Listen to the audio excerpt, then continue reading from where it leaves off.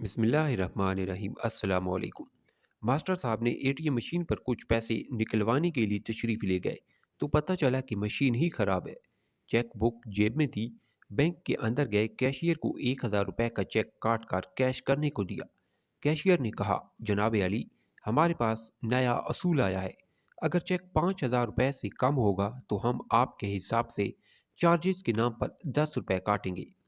Master साहब ने cashier से चेक वापस लिया और 6,000 का नया चेक बनाकर कैश करने के लिए दे दिया। कैशियर ने ज़रूरी कार्रवाई के बाद जैसे ही 6,000 रुपए का कैश मास्टर साहब को थमाना चाहा, मास्टर साहब ने इसमें से 1,000 रुपए उठाकर बाकी के पैसे वापस कैशियर को लौटाते हुए कहा, वो ये 5,000 रुपए उनके हिसाब में डिपॉजिट कर ले। कैशियर ने गशगमीन नज़रों से मास्टर साहब को घूरा तो मास्टर साहब ने मुस्कुराते हुए कहा, पुत्र, जिसने ये नया रूल बनाया है ना, उसे मेरा सलाम कह देना। मास्टर मास्टर ही होता है, चाहे टेलर मास्टर, बैंड मास्टर या हेड मास्टर।